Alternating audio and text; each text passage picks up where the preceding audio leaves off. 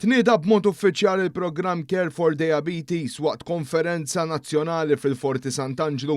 Dan il-programm imħabbar mill-Ministru għas-Saħħa u l-Anzjanità Attiva Ġo Etienne Abela joffri mudell ġdid ta' kura u prevenzjoni tad-diabete b'approċċ multidixxiplinari li jpoġġi lill-pazjent fil-qalba tas-servizz permezz ta' tim ta' tobba diatisti, infermiera speċjalizzati u psikologi. Il-Care for Diabetes joffri appoġġ fuq 6 xhur b'enfasi fuq in-nutrizzjoni, l-attività fiżika, is-saħħa mentali, l-irqat u l-immaniġġjar tal-istress.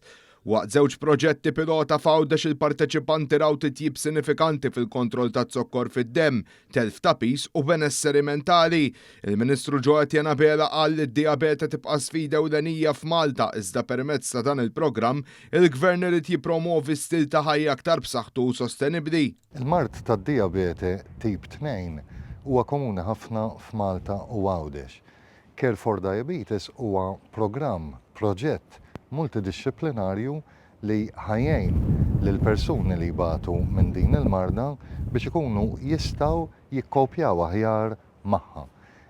Din hija waħda minn ħafna inizjattivi biex inkunu nistgħu nilqgħu għal sfida kbira tad-diabete li għandna f'pajjiżna.